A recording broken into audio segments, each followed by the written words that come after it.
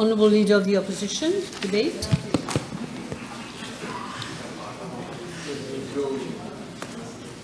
Merci, Madame la Présidente.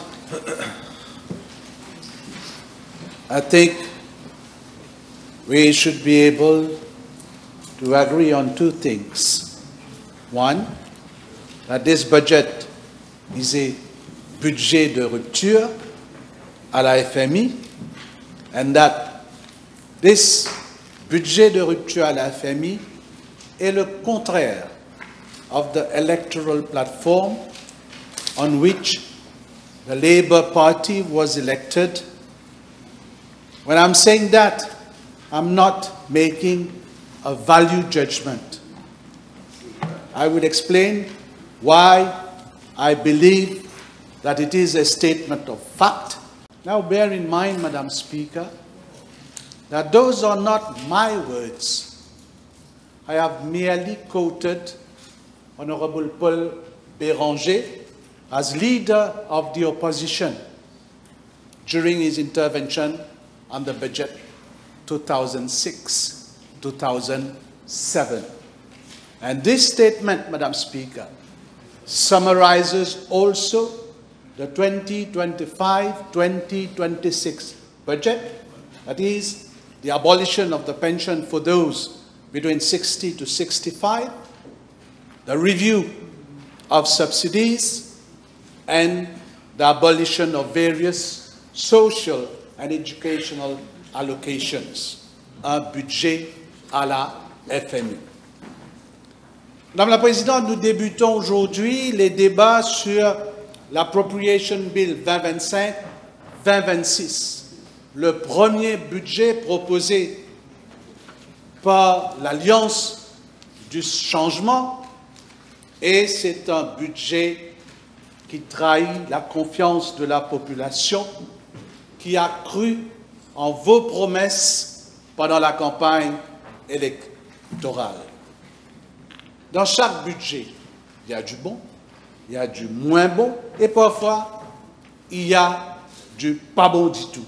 Malheureusement et tristement pour ce peuple, ce budget a très peu de bonnes mesures et beaucoup de pas bon du tout, Madame la Présidente.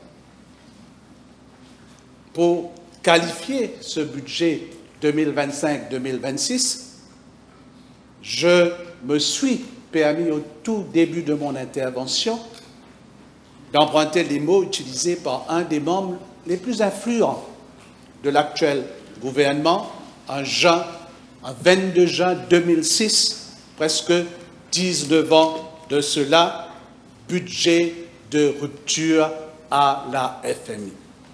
L'histoire se répète, Madame la Présidente.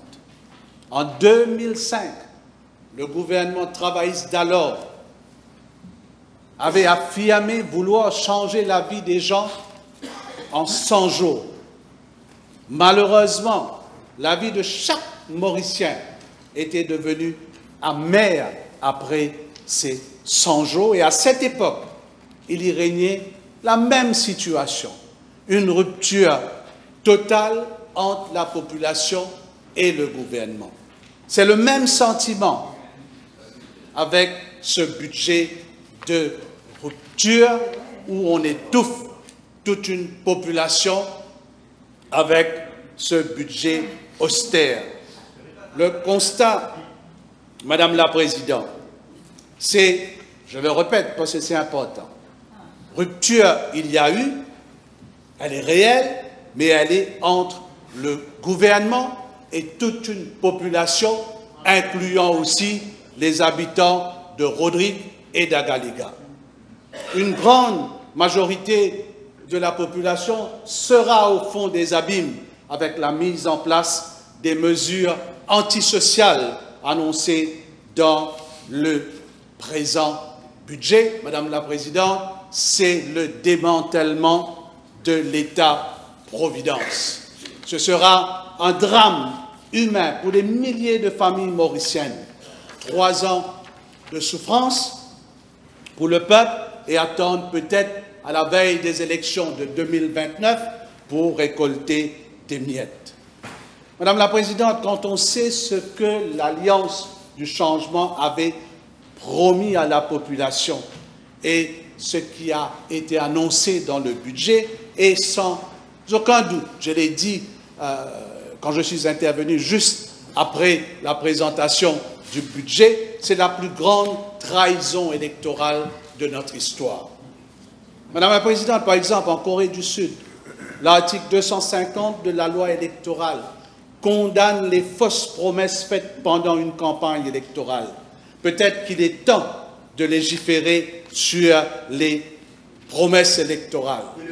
La Constitutional Commission, qui sera mise sur pied à Maurice, pourrait peut-être se penser sur une telle législation. Madame la Présidente, je suis tenté à poser cette question. Sommes-nous devenus, avec ce gouvernement, les cobayes des institutions internationales? Laissez-moi remonter le temps. Sir Anirudh Jagannath, en tant que Premier ministre, n'a jamais cédé face à des institutions, même pendant les périodes les plus difficiles de notre pays, c'est-à-dire les années 80. Madame la Présidente, il y a eu du changement depuis la prise de pouvoir de ce gouvernement. Le premier, et cela je ne mets pas en doute la capacité du Junior Minister, l'honorable Damri, mais de mémoire, c'est la première fois qu'un Junior Minister préside les consultations avec les stakeholders pour la préparation du budget. Je comprends que l'honorable membre est considéré par beaucoup au sein de l'Alliance du changement, je ne dirais pas comme the preferred one, mais comme the next one, Madame la Présidente. Mais de là à lui donner un tel pouvoir et de telles responsabilités seulement 7 mois après les élections, cela doit nous interpeller, Madame la Présidente. Au sein de la majorité, on fait de l'honorable membre maintenant le bouc émissaire de l'impopularité de ce gouvernement. Mais nous savons tous que c'est le Premier ministre et le cabinet ministériel qui sont responsables de l'abolition de la pension pour les 60 à 65 ans et toutes ces taxes imposées sur la population. Madame la Présidente, ce qui nous interpelle aujourd'hui, c'est le manque de cohésion et définitivement l'amateurisme dans la préparation du budget. C'est le résultat de la mauvaise cohabitation entre les rouges, les mauves et les papillons, Madame la Présidente. Depuis sa prise de pouvoir, l'establishment politique, longtemps dans l'opposition, s'adapte difficilement avec l'administration publique. Par exemple, le musical chair presque hebdomadaire des fonctionnaires, le recrutement des officiers retraités sur contrat en sont les preuves. Un chapelet de promesses électorales et après la victoire, ce gouvernement vient nous parler de l'état de l'économie comme prétexte pour ne pas tenir leurs promesses. Il y a eu, depuis novembre 2024, ce que je qualifierais, Madame la Présidente, un management of public opinion très précis, avec comme motif la caisse vide. Un rapport sur l'état de l'économie très douteux.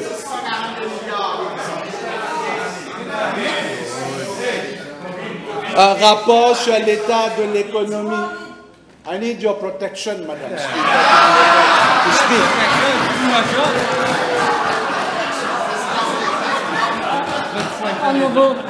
Honorable members. Oh, Madame Sabapati, yes, I'm on my feet. Honorable members, I would rather that the leader of the opposition, also given the fact that there are just 2 of them, that he be allowed to make his speech. It is his right. Don't interrupt him too much.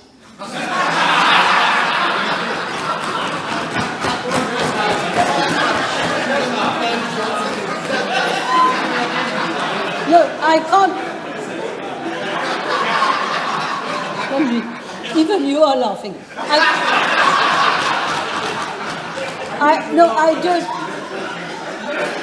I can't stop you laughing, reacting subtly. But be subtle.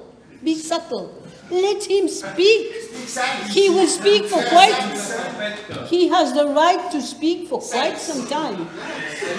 Honorable Jaman, I'm speaking and I'm on my feet. He has the right to speak for quite some time. Let him speak. You will get the chance to reply. Please, Honorable Leader. Thank you, Madame Speaker. Un rapport sur l'état de l'économie très douteux et non signé, mais préparé par des consultants, en croire le junior ministre. La caisse vide, mais en même temps, plusieurs des ministres ont voyagé aux frais de l'État. Apparemment, 33 voyages en 8 mois. Achat de voitures neuves par les ministres, incluant le Premier ministre. Is this a budget that will go down in history? Well, yes, but if it does, Madam Speaker, it will be for all the wrong reasons. And in particular, it might go down in history as the budget that started the dismantling of the welfare state in our country and the disappearance of the safety net for the working class and the more vulnerable of our society, Madam Speaker. There is no doubt that this government won on the back of promises and pledges to alleviate the cost of living crisis and restore people's purchasing power. But instead, this government in its first budget has stripped our social security system to the bones.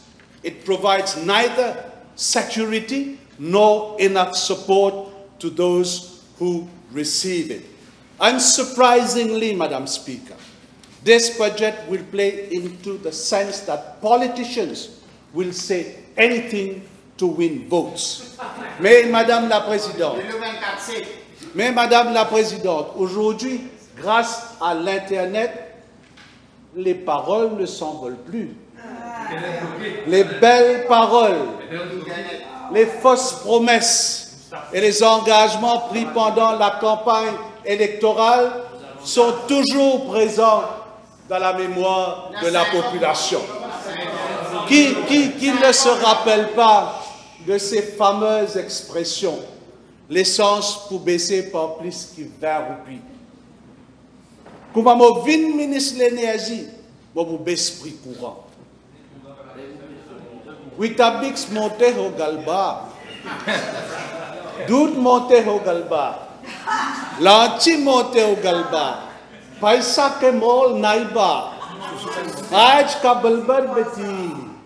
Madame la Présidente, permettez-moi de faire quelques commentaires sur les mesures annoncées pour différents secteurs. En premier, l'économie. I suppose you think that everybody will have understood you. Of course, Madam. Of course. No, if they voted for this government, everybody has understood what was said at that time. It's a very popular saying. Yes. Widely Ma première... No, Madam. The standing order is clear. He has to withdraw what he said. Yes, you have to withdraw. That is a personal attack. You have to withdraw nicely. Nicely. I didn't mention any No, name. you did. You did. Come on. Be nice. Okay, I withdraw. Then you are a gentleman. Ma première interrogation concerne l'utilisation des revenus pour l'allocation de Diego Garcia pour éponger une partie de la dette publique. Est-ce raisonnable d'inclure cette somme s'il n'y a aucune garantie de recevoir ces fonds cette année? Je constate aussi qu'il n'y a rien dans ce budget pour le développement des Chagos, ni même une étude pour le développement potentiel des Chagos. Now, Madam Speaker, let me come to the anonymous state of the economic document. C'est indéniable aujourd'hui qu'avec ce document, il y a eu une tentative de la part du gouvernement de créer un chaos économique et social dans le pays juste après les élections. Ce document non signé a entravé la confiance des investisseurs et a réussi à établir une psychose au sein de la population. Un document qui est anonyme et biaisé. Le junior ministre, l'honorable Damri, lors d'une émission à la radio, a affirmé que des consultants ont travaillé sur ce rapport, mais il ne donne pas le nom de ces consultants. Et c'est la première fois, si je ne me trompe pas, Madame la Présidente, que des consultants produisent un rapport pour le gouvernement, déposé au Parlement, et ils ne déclinent pas leurs identités. Maintenant, c'est le privé qui va vérifier et déterminer le travail des hauts cadres du gouvernement. Je le redis, l'objectif de ce document était d'instaurer la peur parmi la population en prélude du budget, en faisant croire que les finances de l'État sont faibles, que les dettes publiques sont insoutenables et que le gouvernement ne peut plus continuer à soutenir les différentes couches de la population avec l'aide financière sociale introduite par l'ancien gouvernement. En effet, ce n'était qu'un stratagème politique pour justifier la politique économique de Serre Saint-Cyr. Les membres du gouvernement, les députés se sont appuyés sur les épaules de Moody's. Ils parlent de chaos économique et même de junk status. Après la présentation de ce budget, le gouvernement est KO face à la colère du peuple. La note émise par Moody's jeudi dernier vient jeter les doutes sur les mesures annoncées par ce gouvernement. Ils veulent plaire en imposant des taxes exorbitantes, en réduisant les allocations sociales, mais ces mêmes instances vous disent que vos mesures vont appauvrir la population. It is a fact, Madam Speaker, that some key economic indicators, as published by this government itself, showed that our economy was resilient and robust in 2024. For example, the gross official international reserves of the country stood at 8.5 billion USD as at end December 2024, against 7.3 billion USD a year earlier. The employment rate, Madam Speaker, dropped to 6% in 2024.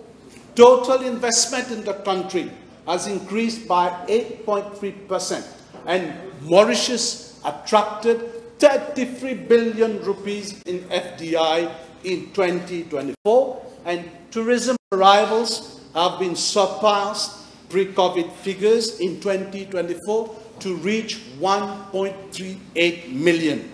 In addition, Madam Speaker, another report, the IMF in its Article 4 report in 2024 has lauded Mauritius for its income inequality reduction philosophy. The IMF has commended Mauritius for fostering inclusive growth by protecting households impacted by the rising cost of living since 2022, broadening social benefits to the most vulnerable and fostering entrepreneurship. Madam Speaker, the World Bank Country Outlook on Mauritius, published in 2025, stated that our economy has proven resilient to other global economic shocks, including those stemming from the war in Ukraine, which have affected revenues from tourism arrivals. Madam Speaker, with regard now to public debt, in November 2024, when this government took over from us, total public sector debt was at 546 billion rupees. This public sector debt has spiked to 642 billion rupees, an increase of 96 billion rupees in the last 7 months. The government has contracted loans for 96 billion rupees during the first 7 months, Madam Speaker. Is this what we call fiscal discipline and fiscal responsibility? Now, with regard to GDP projections, we were all taken aback to witness the downsizing of the growth in the last 6 months of the financial year 2024-2025. That is from January 2025 to June 2025 under this new government. It is evidently clear, Madam Speaker, that the government has been dormant in the first 7 months of its mandate, or purposely, let me put it this way, purposely doing so to retard the growth process by hindering strategic institutional functions like the EDB, the FSC, and the NSLD, to name a few, Madam Speaker. Je vais maintenant aborder l'une des mesures les plus controversables de ce quart de siècle dans ce budget. La pension de vieillesse gouvernementale pour ceux âgés de 60 à 65 ans. Madame la Présidente, 2 comités seront mis sur pied pour revoir la pension. Cela a été dit. Une annonce qui intervient seulement 11 jours après le premier budget de ce gouvernement. C'est ça le changement. Annoncer des mesures et ensuite mettre des comités ministériels pour revoir si la mesure peut être applicable ou pas. À travers les 2 comités mis sur pied, l'intention du gouvernement est claire et le Premier ministre l'a annoncé tout à l'heure là, c'est le ciblage. Alors, on va déshabiller Michael maintenant pour habiller Jackson. 10 jours de cela, le Premier ministre, lors d'un interview, il trouvait le ciblage comme une injustice. Hier, le cabinet ministériel sous la présidence du Premier ministre de mettre en place ces 2 comités pour travailler sur le ciblage. Effectivement, lors d'un interview à la MBC, le Premier ministre avait dit qu'il trouvait le ciblage injuste. Tout comme la grande majorité de la population, Madame la Présidente, je suis contre le ciblage. Avec ces propositions, vous essayez d'apaiser la colère, mais ce n'est pas le cas. La politique de diviser la population sur ce sujet ne marchera pas cette fois-ci. Maintenant, il y a des questions qu'on doit se poser.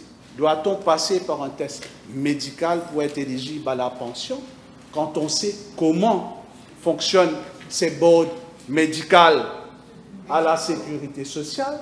Et je m'adresse aux membres de cette auguste assemblée pour qu'elle figure pour gagner pension si ou agent tel parti politique les là pour gagner pension, la suppression de la pension de vieillesse gouvernementale pour ceux âgés de 60 à 65 ans est une des mesures des plus injustes envers nos travailleurs et les femmes au foyer.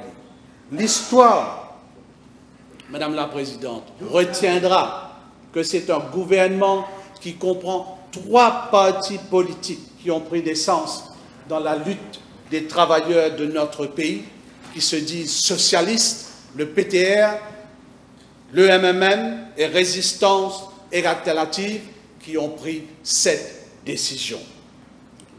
Dans ma toute première déclaration à la presse, après le budget, j'ai déploré l'absence de consultation avant l'introduction de cette mesure.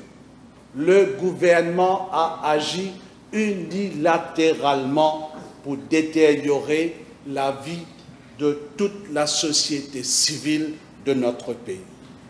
Je ne suis pas le seul à l'avoir évoqué. Tous les syndicats ont reproché au gouvernement l'absence de consultation. Et hier, le ministre de la Sécurité sociale a publiquement critiqué le Premier ministre sur une radio pour manque de consultation. Résistance et Alternative, qui fait partie du gouvernement, a émis un communiqué pour dire la même chose, c'est-à-dire le manque de consultation. Et permettez-moi, Madame la Présidente, de faire quelques observations pertinentes sur les déclarations faites et le contenu de ce communiqué en date du 14 juin. Est-ce que les membres de Résistance et Alternative ne savent pas si ce parti a un ministre au sein de ce gouvernement et qu'il a droit à la parole au sein du Conseil des ministres? Mais comme disait Madame la Présidente, Jean-Pierre Chevènement, ancien ministre français, un ministre, ça ferme sa gueule, si ça veut l'ouvrir, ça démissionne. Je pose cette fameuse expression, Madame la Présidente, à l'appréciation de la population. Autre remarque sur ce même communiqué. Est-ce normal que le président du conseil d'administration du musée de l'esclavage, il est co-signataire de ce communiqué politique? Je pense qu'il faut répondre à ces questions-là. Ce gouvernement est entouré des conseillers de grande expérience. Mais malgré cela, ce gouvernement a commis une des plus grandes gaffes politiques depuis notre indépendance avec la mesure sur la pension des 60 à 65 ans. Madame la Présidente, au paragraphe 240 du discours du budget, et je cite, « In order to address this burning issue, we are setting up a commission of experts to make recommendations to reform the various pillars of our pension system, including revamping the National Pension Fund to replace the CSG. I will personally chair a steering committee to assess and act on the recommendation of the Commission. » Ensuite, au paragraphe 248, et je cite, « The age eligibility for BRP is being increased to 65 years out of compassion. We are phasing that increase over a period of 5 years. » Donc, pareil encore, donc il annule la pension pour les 60 à 65 ans, il abolisse la CSG et ensuite ils mettent en place des comités pour réformer le système de pension. Madame la Présidente, excusez-moi, c'est mettre la charrue devant les bœufs. Un processus, encore une fois, qui démontre un amateurisme flagrant en matière de gestion. Pas de consultation, ni aucune étude sur l'effet de cette mesure sur la population. Madame la Présidente, je vois dans ce budget une répétition du budget de 2006. Sauf que cette fois-ci, l'implémentation est différente. Et là, permettez-moi de remercier et saluer le courage des syndicalistes qui, à l'époque, là je parle de 2006, s'étaient unanimement soulevés contre cette mesure. Le gouvernement de 2005 à 2010 avait dû faire marche arrière et j'espère, Madame la Présidente, que ce sera une fois de plus le cas et que le gouvernement va rétablir la pension pour tous. Et pour moi, il ne peut y avoir de compromis sur ce sujet. La révision de l'âge de la retraite est déjà une réalité, il est vrai, dans certains pays de l'hémisphère nord. Mais écoutez-moi bien, mais ces pays sont très développés, premièrement, et ont une qualité de vie reconnue mondialement. Et ces pays ont une espérance de vie plus élevée que chez nous. Dans la plupart, Madame la Présidente, dans la plupart des secteurs d'activité à Maurice, la semaine de travail est de 45 heures, alors qu'en Europe, elle est de 40 heures ou moins de 40 heures par semaine. Malheureusement, il n'y a rien dans ce budget qui démontre que le gouvernement compte revoir à la baisse les heures du travail avec l'implémentation de cette mesure. Au contraire, avec les mesures antisociales dans ce budget, les travailleurs de notre pays auront beaucoup plus à travailler pour pouvoir arrondir leur fin de mois. Imaginez les effets de leurs activités sur leur santé. 20% de notre population est diabétique. 30% de notre population souffre d'hypertension. Les personnes âgées sont les plus touchées. Notre espérance de vie, Monsieur le Premier ministre, est de 74 ans, alors que plusieurs pays où il y a eu une révision de l'âge de la retraite, l'espérance de vie dépasse les 80 ans.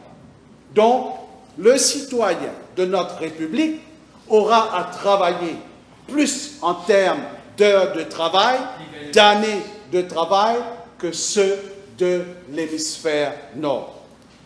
Il aura à cotiser plus, puisqu'il devra le faire jusqu'à l'âge de 65 ans, et pour peut-être profiter de sa pension que pour quelques années.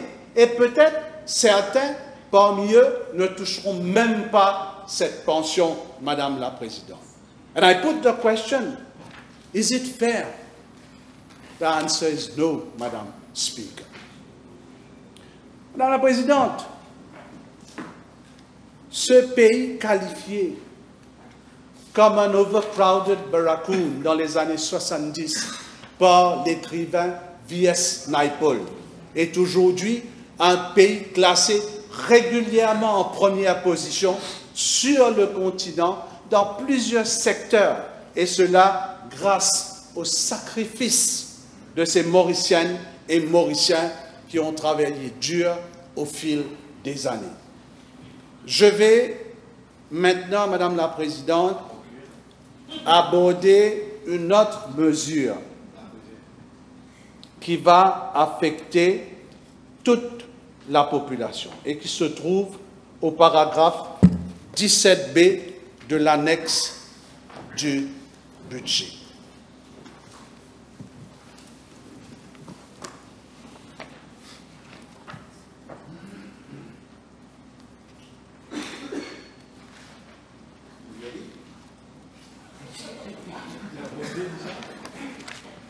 Government will implement reforms of public enterprises to ensure that they are financially sustainable, efficient, and accountable through a coordinated policy approach focused on strengthening governance and oversight, institutionalizing financial discipline, and reforming pricing and subsidy frameworks. Et je m'arrête là, Madame la Présidente.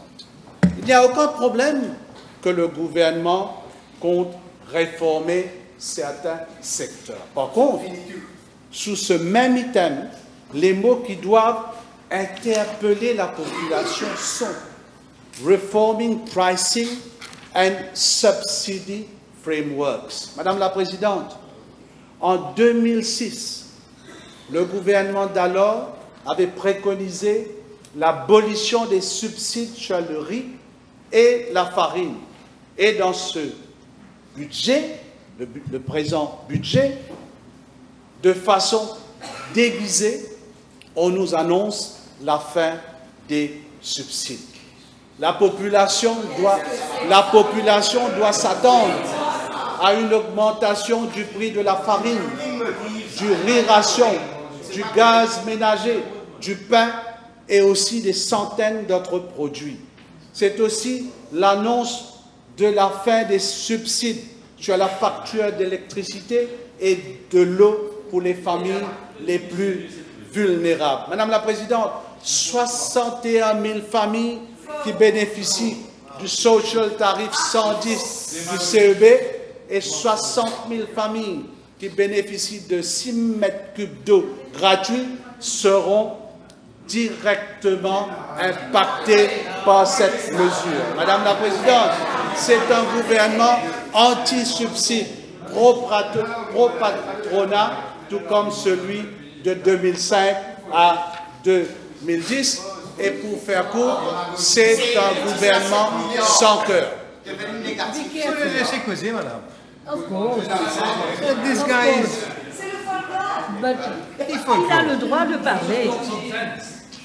Est-ce que...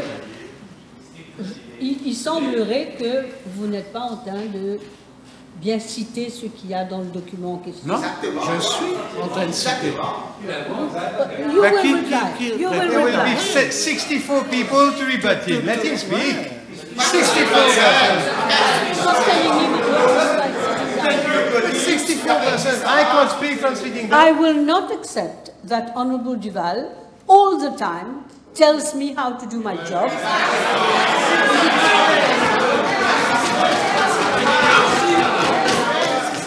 And by sitting down all the time. I want to be quite clear on this. This is not the first time. You must make, if you are not happy, you must make it. Honorable DPM, please, I'm on my feet. You must stand up, make a point of order, then I will listen to you. But stop telling me, by sitting down all the time, how to do my job. Speaker, if I... Madam Speaker, I was raising your attention. If you raise a point of order, you must tell me under which standing order. The opposition is being interrupted. What under what standing order? Well... And I think that the Honourable Leader of the Opposition has been in this House for a very long time, and he can defend himself. Madam Speaker, you will see under points of order, you will see, firstly, Standing Order 40. Let me see. Yes. The use of unbecoming expressions, offending language about members, which is being used at repetition against the Leader of Opposition, the first thing. No, and you will see... Please sit down. I will stop you now because that was not at this stage. When there was an offensive language, what did I do, Honourable Duval? I asked the member to withdraw and he did.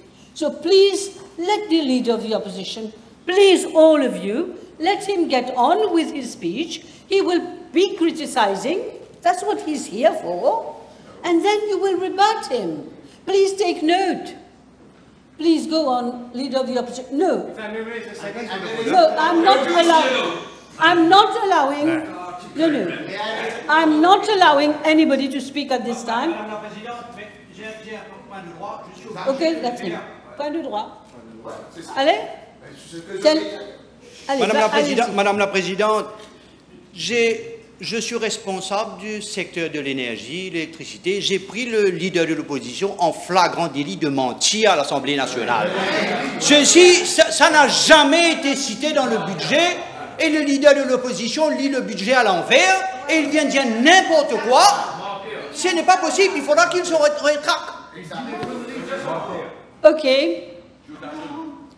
Vous avez la possibilité de répondre, Monsieur le Ministre. Be very careful, Honourable Leader. Est-ce que même mon député m'empêche de parler? Don't make it so difficult for everybody. You're going to stay here until 2 o'clock in the morning if you want. Okay, then let's all be responsible. Let's start by you, leader of the opposition. No, I'm saying because you're on your feet.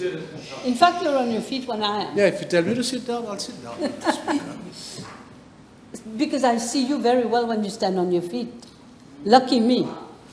So what I'm going to say is make sure that you're giving proper facts.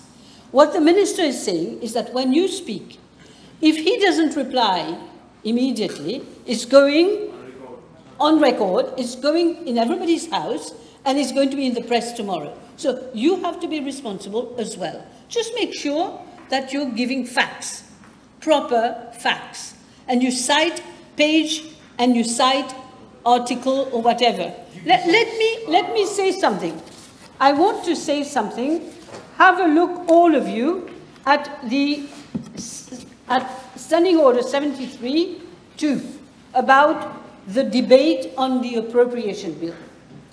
The debate on the appropriation bill shall be confined to general principles of government policy and administration as indicated by the bill and the estimates.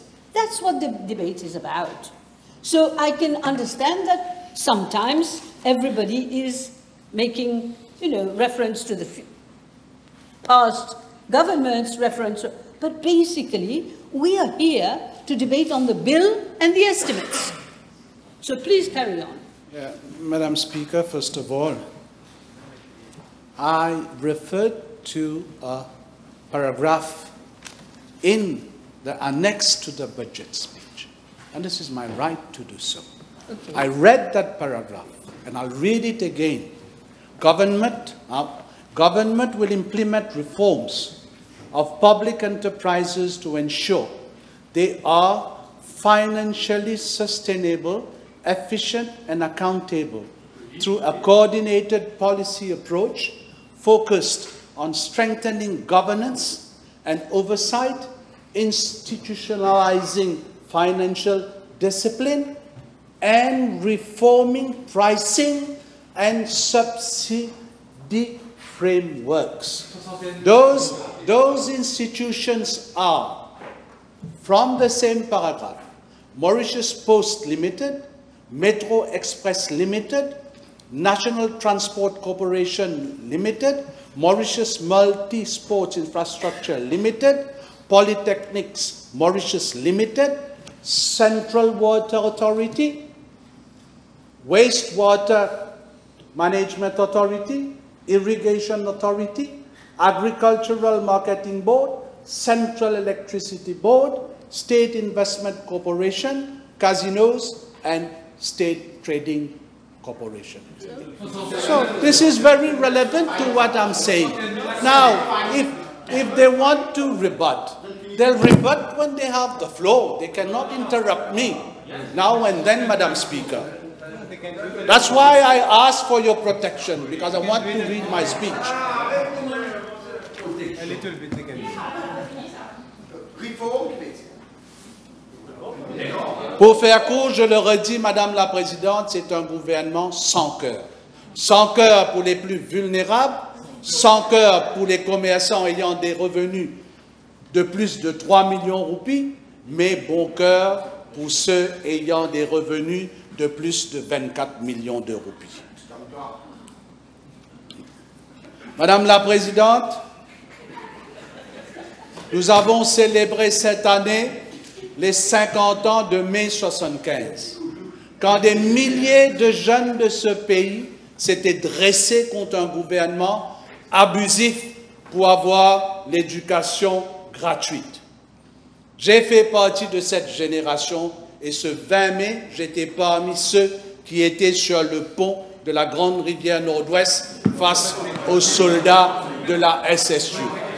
Certains, cette année-ci, ont marqué cet événement, mais je note que les célébrations étaient timides car le gouvernement d'alors était travailliste et les manifestants étaient pour la plupart des militants. Nous avons grandement amélioré l'éducation gratuite avec l'éducation tertiaire en 2019 et pour finalement rendre l'éducation pré-primaire gratuite en 2024 et ainsi rendre tout le cycle éducationnel gratuit. 50 ans après mai 75, ce gouvernement vient briser le rêve des milliers de jeunes Mauriciennes et Mauriciens en les obligeant désormais, c'est-à-dire je fais référence aux part-timers, à payer la totalité des frais de leurs études tertiaires. Un crime, Madame la Présidente. Et l'explication du Junior Minister of Finance démontre l'arrogance de ce gouvernement. J'ai une radio privée où j'y étais moi aussi invité. Voilà ce qu'il avait dit pour soutenir cette mesure. Pour lui, ces personnes travaillent déjà, ils peuvent payer alors qu'ils payent. Et oula, quelle arrogance, Madame la Présidente. Il n'y a rien de plus noble qu'une personne qui travaille à plein temps et va suivre des cours après les heures de travail. Est-ce qu'il sait que beaucoup de ces part-timers sont des mères et pères de famille qui maintenant doivent faire beaucoup plus d'efforts? Imaginez-vous un instant que ces personnes touchent le salaire minimum. Savez-vous combien ça coûte un semestre? Non seulement ces jeunes doivent s'endetter pour aujourd'hui l'obtention d'un open terre, la construction d'une maison qui va coûter plus cher ou l'achat d'un véhicule qui va coûter plus cher, ça aussi. Et maintenant, pour obtenir un diplôme, ils doivent aussi s'endetter alors que c'était gratuit. On connaît déjà le résultat. Beaucoup parmi eux vont abandonner. Il y a aussi, Madame la Présidente, les autres mesures qui vont grandement affecter nos enfants. L'arrêt du Free Pre-Primary Education Scheme, l'arrêt du Comprehensive Grant Formula, le retrait des subsides, ça je trouve ça bête, accordés aux repeaters de l'ASC et HSC qui seront maintenant que pour les familles tombant sous le SRM. L'abolition de l'allocation de 20 000 roupies à ceux atteignant l'âge de 18 ans. Madame la Présidente, ce gouvernement ose parler d'empathie et de compassion dans ce budget. Où se trouve la compassion dans ce budget? Une à une, vous êtes en train d'enlever les pierres qui constituent la fondation même de l'État-providence. Vous avez promis de soulager ce peuple et aujourd'hui, vous êtes en train de faire absolument le contraire. Quand on parle du pouvoir d'achat avec ce gouvernement, il évoque que la caisse est vide. Une des plus grandes promesses faites à la population était la baisse du prix du carburant après les élections par au moins 30 roupies, avait dit le Premier ministre. 20? Allez, 20 roupies. Quand j'ai évoqué la baisse des prix du carburant à travers une PNQ, le ministre de tutelle avait mis en avant la situation financière de la STC et la situation du Price Stabilization Account.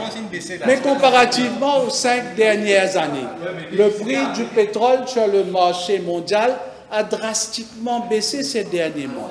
Et maintenant, vous allez vous servir du conflit entre l'Iran et Israël pour augmenter le prix. Le gouvernement joue aux ignorants en ce qui concerne le déficit du Stabilization Account de la STC, alors, et je l'ai dit, que tous les comptes rendus, toutes les décisions prises par la STC sont rendues publiques, et cela depuis plusieurs années, que ce soit sur le site de la STC ou dans les journaux. Encore une autre promesse non tenue par ce gouvernement concerne les 10 milliards promis pour améliorer le pouvoir d'achat de la population. Ce budget ne prévoit que 2 milliards dans un Price Stabilization Fund, mais la question c'est qui va bénéficier directement de ce fonds?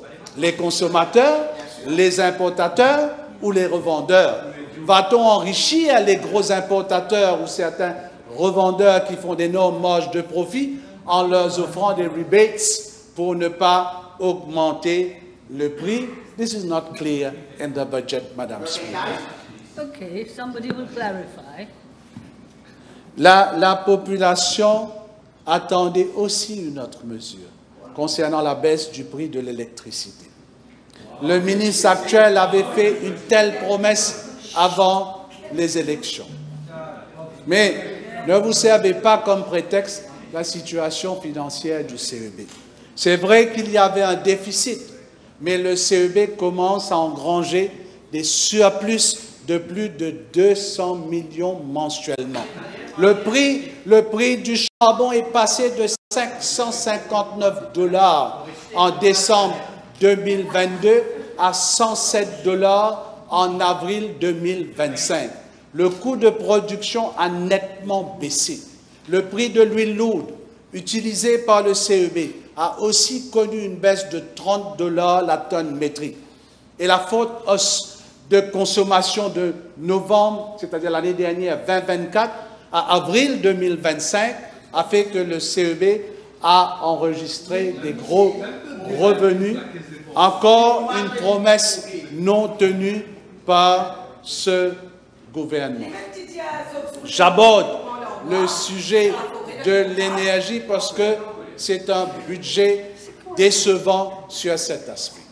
Je parle ici d'un Waste to Energy Project et un fonds d'investissement de 30 milliards sur 3 ans pour des projets d'énergie renouvelable et de la biomasse. 30 milliards d'euros d'investissement du privé ou du gouvernement. Quels sont les projets identifiés qui seront mis en place? Ce n'est pas mentionné dans le budget. Même au CEB, on est étonné de cette annonce puisqu'il n'y a eu aucune consultation avec les cadres du CEB et aucun nouveau projet d'énergie renouvelable a été identifié. Madame la Présidente, c'est l'investissement des projets de l'ancien gouvernement qui sont considérés dans le présent budget. Ce sont les projets sur le Carbon Neutral Industrial Sector Scheme du CEB lancé en janvier 2023 et le Renewable Hybrid Facility lancé en 2022 qui vont apporter l'investissement de 30 milliards. Et le ministre de tutelle, beau-parleur, n'a rien apporté de nouveau. Je note... Vous aussi, vous ajoutez un petit peu. Non, mais il est beau-parleur, madame, je le dis. C'est un compliment. C'est un compliment, ça. Il est beau-parleur, mais pas membre. Je note une incohérence flagrante dans la stratégie énergétique du gouvernement. Le 8 mai dernier, lors d'une conférence de presse animée par le ministre, il avait affirmé que le gouvernement n'a pas de choix et devra avoir recours à un powership, une centrale énergétique sur une barge flottante, pour fournir l'électricité au pays pendant les 5 prochaines années. Le powership utilisera l'huile lourde comme matière première et en plus, vous taxez fortement les voitures hybrides et électriques. Par contre, Madame la Présidente, le budget prévoit, je cite le paragraphe 290.2, Clean Energy, Climate Change Adaptation and Mitigation to lower imports of fossil fuel and carbon dioxide emission while enhancing resilience to unpredictable climatic events and boosting economic growth. Which is which, Madame Speaker? En ce qui concerne la rivière des Anguilles d'Am, il n'y a qu'une étape avant de lancer l'appel d'offres. Tout a été fait par l'ancien gouvernement. Le pre-feasibility du projet et le financement par les pays amis. Dans 3 ans, si le ministre sera toujours là, le ministre actuel aura l'honneur de coupe-ruban et de se vanter d'avoir accompli ce projet, tout comme les projets d'énergie renouvelable qui sont actuellement en chantier. Pour ce qui est du secteur du transport, encore un coup de massue pour les automobilistes. Augmentation drastique des frais de la déclaration et désormais, les détenteurs de plaques personnalisées devront s'acquitter des frais annuels. Je me demande si cette mesure est légale, premièrement. Sans oublier, Madame la Présidente, l'explosion des prix de voitures avec les taxes imposées dans ce budget. Je vais maintenant, Madame la Présidente, aborder le secteur de la construction. Et là, c'est important. Ce budget va détruire le secteur de la construction et du property development à Maurice. The construction industry is more than just steel and concrete. It is a pillar of our economy. It sustains thousands of professionals, architects, engineers, notaries, and supports skilled tradespeople, electricians, bricklayers, plumbers, carpenters. It drives entire industries from material suppliers and logistics firms to furniture maker and real estate brokers. C'est connu que quand le secteur de la construction affiche bonne mine, cela a une répercussion positive sur l'ensemble de l'économie. L'ancien gouvernement avait vu juste en investissant massivement dans ce secteur et d'en faire un pôle de croissance. Le pays a connu un développement infrastructurel sans précédent en 5 ans, avec une quarantaine de projets routiers majeurs, plus de 600 projets de drains, environ 4000 logements sociaux, un terminal moderne, le Victoria Urban Terminal, et le métro qui relie désormais nos 5 villes.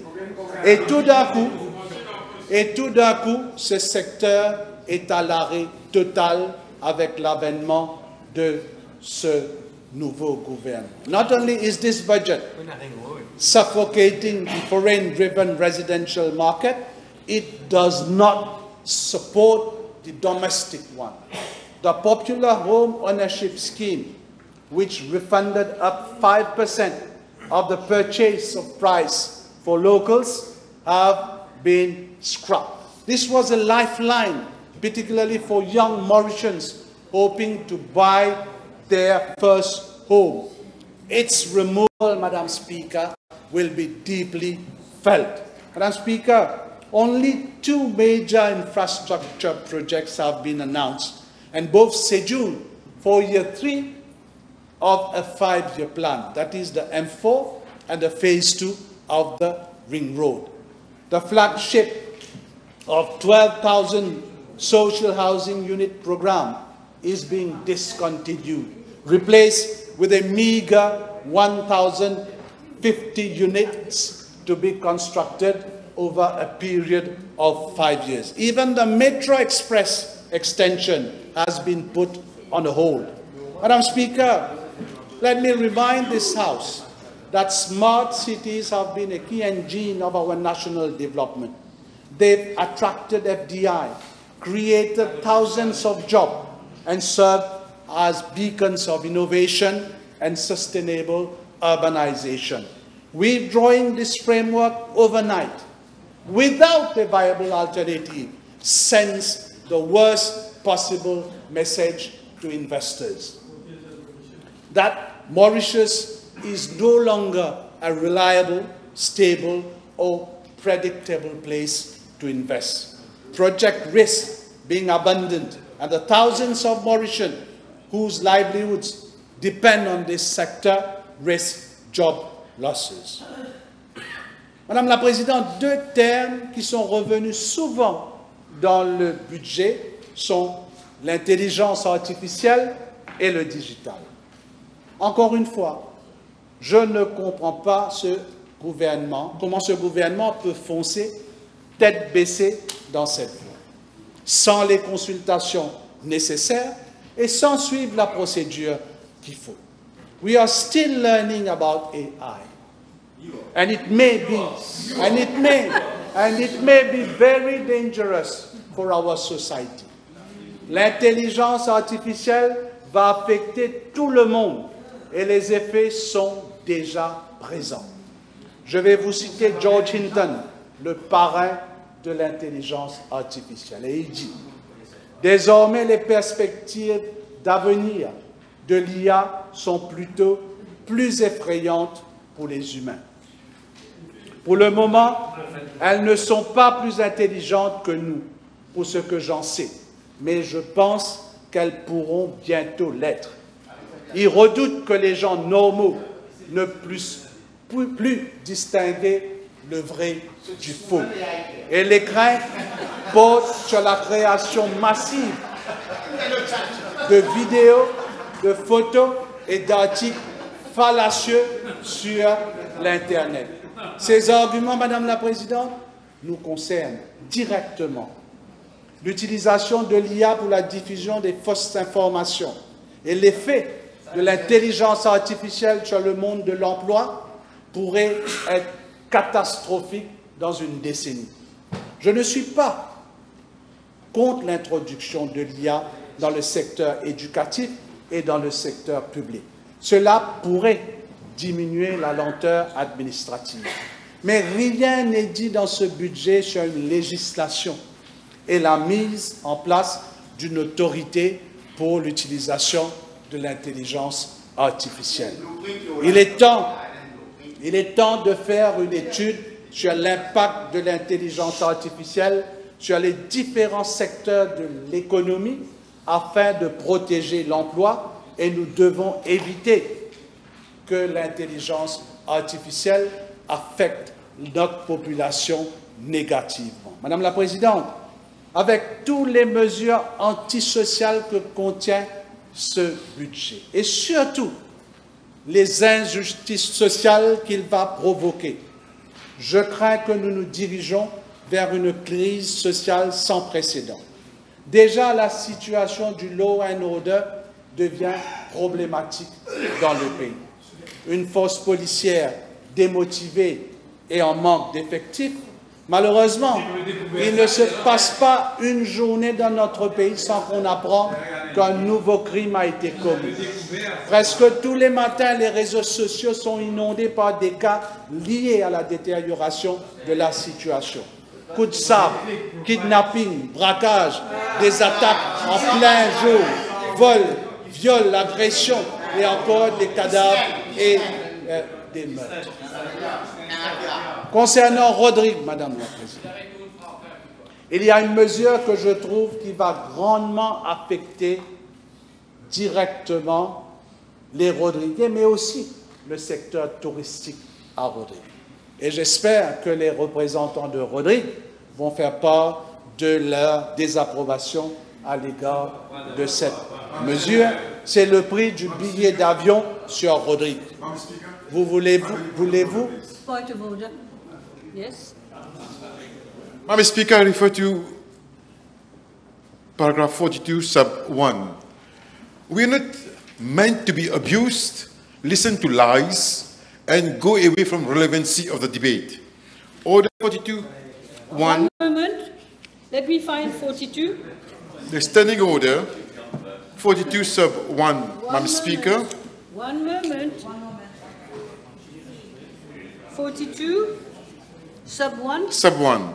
Debate upon any motion, bill or amendment, shall be relevant to such motion. Bill or amendment, except in the case of a motion for the adjournment of the Assembly. Madam Speaker, I rule that it is perfectly relevant. Please. Thank you. Please. But be careful, Honourable Leader of the Opposition.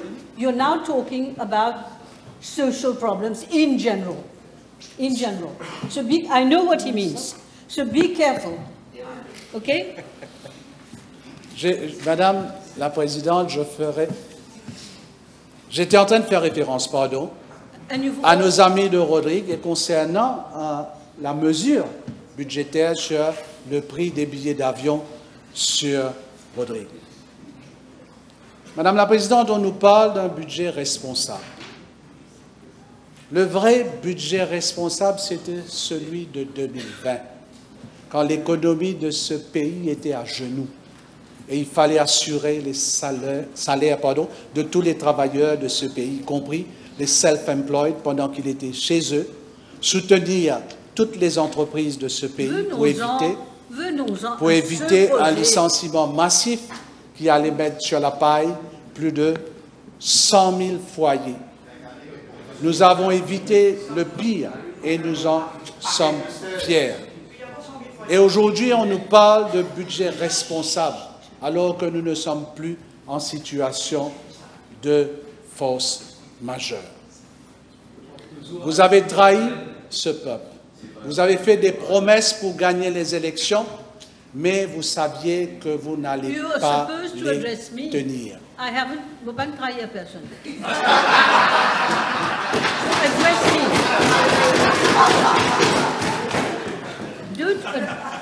Be careful, you're saying, you're talking to me. Yeah, but I need to address you when I make my speech. But then you can't say You want me- Don't pinpoint. Yeah, you meaning the government, madam. No, it doesn't mean I'm that. referring to them, not to you. Members, Honourable Leader, I'm so sorry.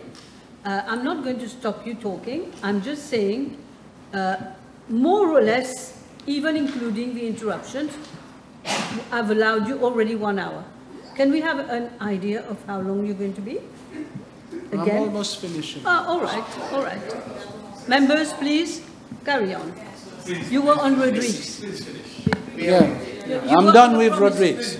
You were on promises. I'm done with Rodrigue. What I was saying was, vous avez trahi ce peuple. Vous, meaning le gouvernement, vous avez fait des promesses pour gagner les élections, mais vous saviez que vous n'alliez pas les tenir. Voilà vos réalisations depuis votre arrivée au pouvoir. Vous avez fait fuir les investisseurs, vous avez augmenté la dette publique de 96 milliards de roupies.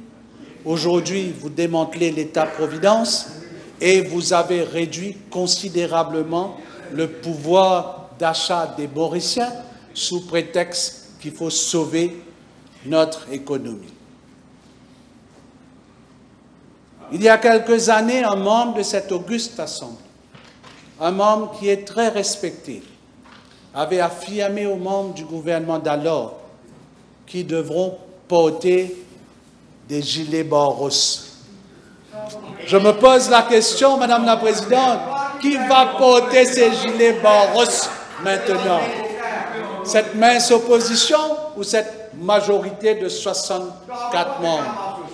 Votre grande victoire de 60-0 est peut-être votre plus grande faiblesse, car tout est permis ici, mais tout n'est pas permis, comme aime dire à l'honorable Arvin Boulel, out there.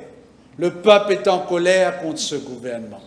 C'est fort probablement le dernier mandat pour plusieurs membres de cette Assemblée. Nous avons tous connu des moments de gloire, de défaite et des moments compliqués au sein des gouvernements. Mais à la fin de ce mandat, nous allons raccrocher et ce sera à vous. Et là, je m'adresse aux jeunes députés.